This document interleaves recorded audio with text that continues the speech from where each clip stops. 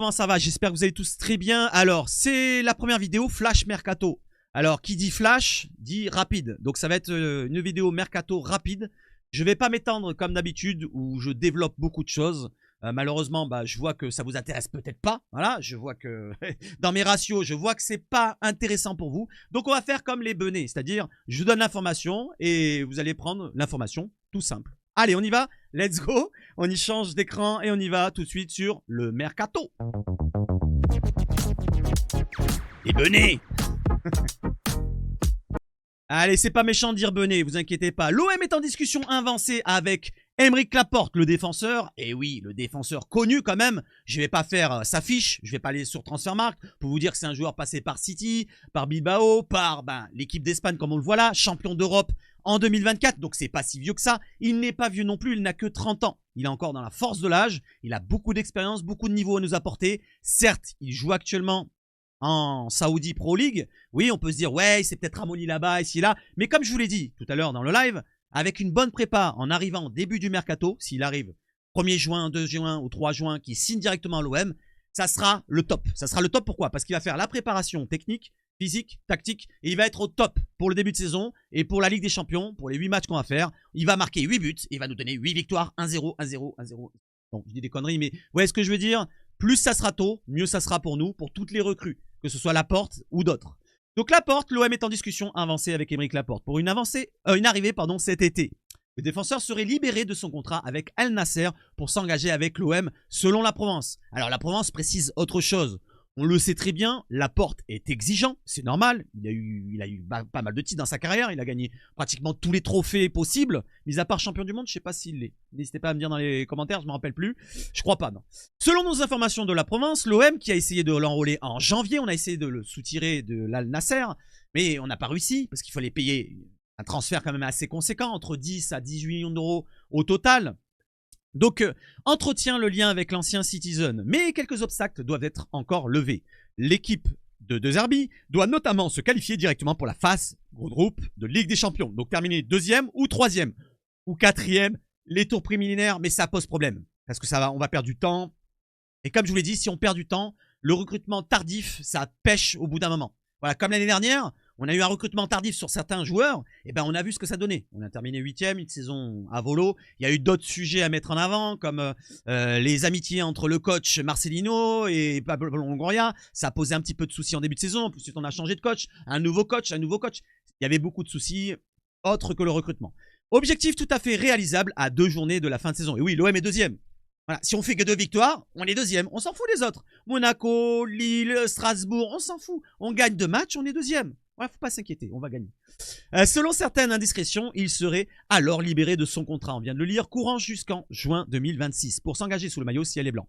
Sur les hauteurs de la commanderie, l'on préfère rester prudent, très prudent même sur ce dossier. Pourquoi? Parce que il y a des écuries autres en Europe qui sont à l'affût et que le joueur, certes convoité par l'Olympique, fait à cette heure partie d'une liste de possibles recrues en défense. Il y a un club qui est intéressé, on l'a vu avec le média Fichares. Je le dis bien, je m'en fous, le média espagnol, qui est intéressé, c'est Bilbao. Bilbao, ancien club justement de Laporte. Attention que son cœur ne penche pas d'un côté de Bilbao, parce que l'OM, il n'a aucune attache. Il peut aimer peut-être l'OM de loin, il n'a jamais joué à l'OM. Il aura plus d'attache sur un club où il a passé 5, 6 années, 7 années, à Bilbao, plutôt que l'OM. Si on propose la même chose, il va pas se dire, putain, je vais peut-être aller à Bilbao. Bilbao, sachant qu'ils sont 3e ou 4e du championnat espagnol, 4e si je ne me trompe pas. Ils vont jouer la Ligue des Champions l'année prochaine. Ils ont 6 points d'avance avec la zone des non-Ligue des Champions en Liga. Donc logiquement, Bilbao, ils iront en Ligue des Champions. Et s'il a le choix entre Bilbao et l'OM, moi je vous le dis, ça risque de pencher d'un autre côté. Après, est-ce que c'est une vraie rumeur, cette rumeur venant d'Espagne? On verra à l'avenir dans les prochaines semaines, puisque le mercato commence le 1er juin. Si l'opération se concrétise, 6 mois après Luis Felipe Ramos d'Al-Ittihad, l'OM rapatrierait un autre un autre taulier du vieux continent en exil au Moyen-Orient. Mais contrairement à l'Italo-brésilien, Aymeric Laporte n'a pas fait que se remplir les poches en Arabie Saoudite. Celui qui a quitté l'Europe par la grande porte à l'été 2023, tout frais vainqueur de la Ligue des Champions avec Manchester City, voilà, il a gagné. Sans oublier ses 5 titres de champion d'Angleterre, a fait de beaux jours d'Al Nasser qui avait alors arraché contre 30 millions d'euros environ. Cette saison, il a joué environ une trentaine de matchs. Si on le regarde ici, je vous l'ai mis en dessous, je crois. 30 matchs exactement. Il a marqué 5 buts avec Al Nasser. Donc, il a fait une saison assez conséquente. Il a eu des pépins physiques dans le passé. Mais comme tous les joueurs dans le monde du football, il y a des joueurs qui sont plus amenés à être blessés que d'autres. Donc, c'est un joueur quand même qui a eu quelques pépins physiques. Mais on ne va pas non plus craindre à chaque fois qu'il y a un joueur des pépins physiques dans sa carrière. À chaque fois pour sa condition physique. On va voir avec une prépa physique en début d'été. Si ça se passe bien, ben, comme Benasser, j'en ai parlé tout à l'heure, on espère avoir le meilleur joueur possible, Laporte. Et Benasser, pourquoi pas s'il reste. Il faudra lever l'option d'achat aussi pour Benasser. Concernant la rumeur que je vous ai parlé de l'Espagne, elle est ici, comme je vous l'ai dit, de Toro Figueres. L'Athletic Bilbao, son club formateur, envisagerait de rapatrier le défenseur central de 29 ans dès cet été. Si l'OM semblait tenté par son expérience, le lien affectif entre le joueur et Bilbao pourrait peser très lourd. Je ne sais pas ce que vous en pensez. Mais n'hésitez pas à me dire, qu'est-ce que vous en pensez? Est-ce que l'OM a l'avantage par rapport à Bilbao? Ou alors, non, vous pensez que c'est malheureusement, ça semble presque cuit. Allez, donnez-moi votre avis, même si la Provence a donné cette information-là. Attention, celle-là venant d'Espagne, elle peut être vraie aussi. Attention. Du côté du milieu de terrain, on passe à un autre dossier. Leicester fixe le prix d'El Ranouz selon Hakim. Zed Arcos, c'est un journaliste qui s'intéresse aux joueurs venant du Maroc, marocains principalement. Il nous dit que les clubs intéressés, à savoir Newcastle, Aston Villa et Arsenal en PL, sont intéressés pour le joueur, donc El Ranouz, je viens d'en parler, et le Napoli aussi. Et l'OM vont devoir débourser 26 millions d'euros pour s'attacher à ses services. Le service du Marocain, le jeune Marocain de 20 ans, qui a fait sa saison, sa première en PL, et qui a réussi sa première saison en PL, quand on regarde ses stats sur sa fiche Transfermarkt. Il va descendre, comme il est marqué en dessous, relégué en Championships, moi je rajoute un S à chaque fois, avec Leicester, malheureusement pour le club anglais, et lui, il a peut-être pas envie d'aller en Championship. Il vient d'un club belge, il va en PL, c'est pour rester en PL. Ou alors, pourquoi pas partir à l'OM, à Naples et les autres clubs qu'on vient de citer. Donc Bilal Ranouz, valeur estimée 30 millions d'euros. On l'a déjà fait, ce focus. Je vous montre juste son poste pour ceux qui ne le connaissent pas. C'est un milieu offensif créateur qui peut aussi redescendre dans le jeu ou être même un petit peu positionné côté gauche. Voilà qui serait notre meneur de jeu. Pourquoi pas qu'on réclame, De Zerbi réclame des numéros 10. Il a Minarit, qui a été écarté tout doucement ou blessé, voilà, on va se dire. Il a eu Carboni, qui a été blessé, il est reparti. Il n'a pas eu d'autres joueurs dans ce poste-là de numéro 10, on va résumer à ça.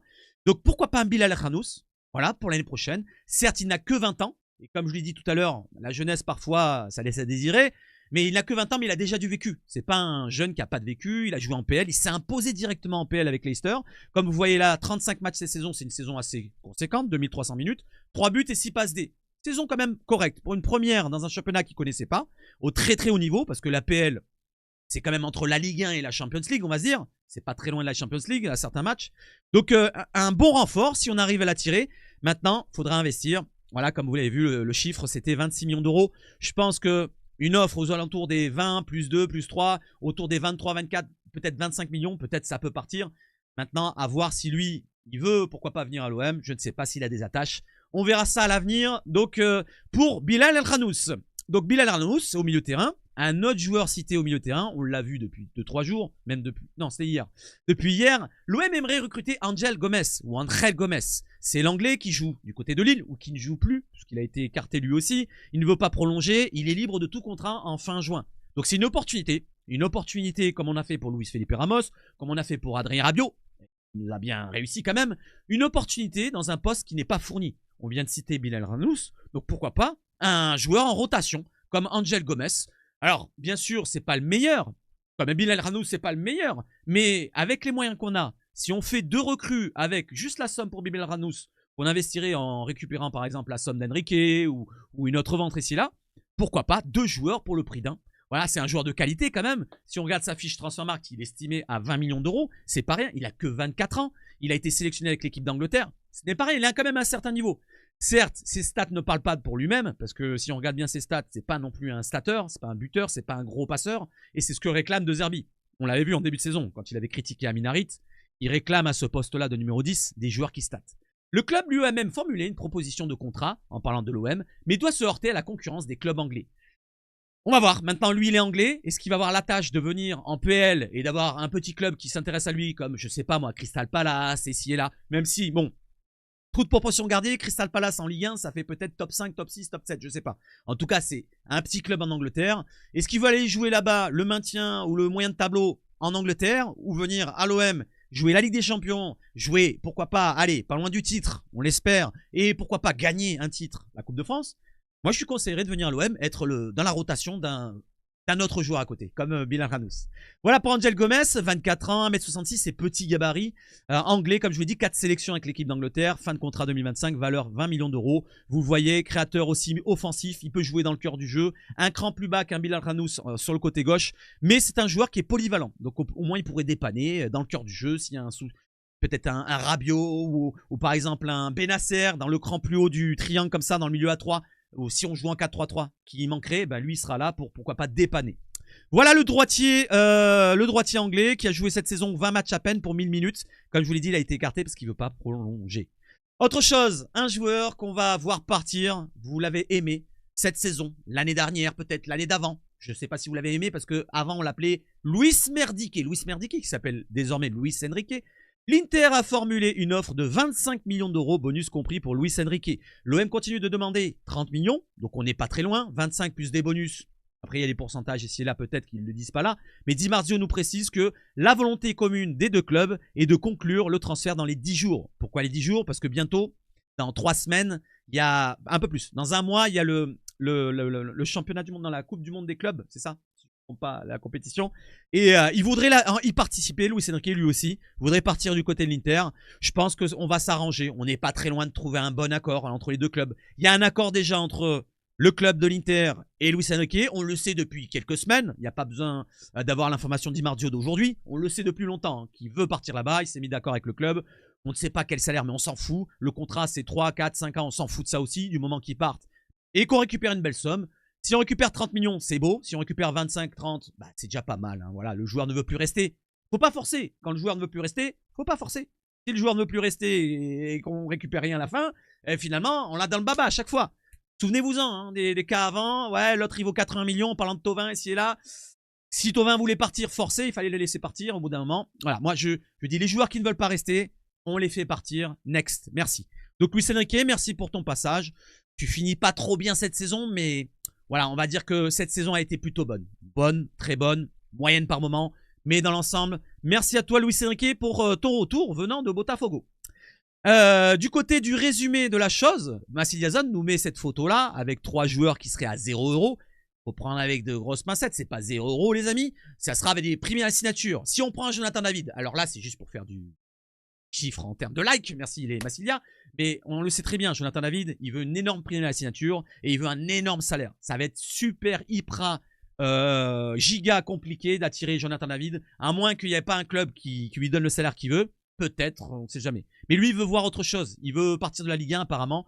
Il y a Naples qui est en tête, je crois, si je ne me trompe pas. Le Barça, je ne crois pas qu'il s'intéresse pour l'instant à lui. Lui, il veut aller au Barça, de ce que j'ai compris.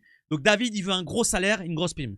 Pour Laporte, bon là c'est chaud, artichaut, on est d'accord. Laporte, il veut revenir en Europe. Il est intéressé par l'OM si on joue en Ligue des Champions. Donc pourquoi pas, on est bien parti. Et le jeune Angel Gomez, voilà, donc pourquoi pas. En plus, lui, ça serait pas trop cher, je pense, son salaire. Concernant son salaire qu'il a à Lille, c'est pas un salaire qui émarge très très haut. Mais ça serait intéressant, pourquoi pas, pour une rotation. Voilà les joueurs à 0 €. Voilà, attention les primes à la signature, ça va monter très haut. Je pense que ça sera dans quelques millions d'euros qu'on va donner encore à Laporte. Et peut-être à Gomez, une petite somme aussi. Et si c'est David, ça sera encore plus. On fait un petit focus maintenant sur un joueur qui est prêté par l'OM. C'est un milieu de terrain. On a parlé des numéros 10. Il peut jouer à ce poste-là s'il revient. C'est Azdin Ounahi. Azdin Ounahi qu'on n'a pas vu avec De Zerbi. J'aurais voulu le voir, comme Iliman Ndiaye qui est parti. On va voir son avis tout à l'heure en live, parce qu'on est en live là au fait. Et il nous dit quoi? Du côté de Football Club Marseille, il nous relaye son avis après le match face à Athènes. Il a joué contre l'AEK d'Athènes et il nous dit quoi? Azdin, il nous dit: je suis heureux de cette saison, d'avoir pu aider le Panathinaikos et de jouer au football. Je répète que je suis heureux ici. Je suis satisfait de cette saison au Panathinaikos. J'ai eu beaucoup de discussions avec le club. Maintenant, il faut connaître la volonté du club et le projet pour la saison prochaine. Après, je ne suis pas fermé, nous dit Azdin, à une éventuelle prolongation. C'est une décision qui devrait être prise à 3. Le Pana, Marseille et moi, a déclaré Ounahi. Donc, pour résumer la chose, lui n'est pas contre rester en Grèce. Il est intéressé de rester en Grèce. Maintenant, est-ce que le Pana a les reins assez solides, comme on le voit en jaune? Si l'intérêt du Pana semble réel selon le joueur, le club semblait peu enclin à lever l'option d'achat des 11 millions d'euros réclamés par l'OM. C'est l'option d'achat qu'on a mis au début. du prêt payant de 0,5. Donc ça ferait 11 millions et demi au bout du compte. Pour l'instant, on n'a que 0,5. Hein. Voilà, la partie du salaire qui est payée en partie aussi. Mais pour l'instant, pour le transfert, ça va être difficile pour le Pana, qui n'investit pas énormément dans les transferts. La décision finale dépendra aussi de la position de l'OM, encore propriétaire du contrat du milieu de 23 ans. Voilà pour résumer la chose, ça va être entre les clubs. Maintenant pour un arrangement, si l'OM veut descendre sa somme, on passe de 11 millions par exemple à, je dis une somme, 7-8 millions, peut-être que le Pana peut s'aligner dessus. Je sais pas ce que vous en pensez, n'hésitez pas à me dire dans les chats, dans les commentaires, à partir de combien vous laissez partir Aziz Ounahi. Aziz Ounahi qui est encore sous contrat chez nous jusqu'en 2027 comme vous voulez voir, 2 années de contrat. Il est très jeune, il a que 23 ans, il est marqué au-dessus. C'est un joueur qui a un potentiel, mais qu'il n'a pas montré à l'OM. Il n'a pas réussi à le faire autant qu'avec le Maroc. Donc, est-ce que vous le laissez partir pour moindre que les 11 millions ou alors vous le récupérez pour l'OM? Voilà, vous tentez la chose avec De Zerbi. On peut le mettre dans le groupe. Voilà, De Zerbi le lance, pourquoi pas. Ou alors vous le vendez plus cher à un autre club, je ne sais pas lequel. Pour Aziz Ounahi, il y avait des clubs d'Arabie Saoudite, il me semble, qui étaient intéressés. Mais pour l'instant, on n'en reste que à là. Ok?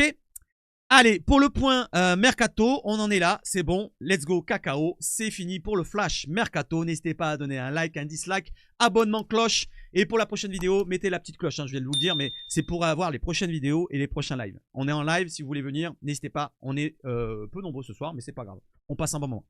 Le foot chez Savage Foot, et surtout, allez l'OM. Pourquoi je fais le dos?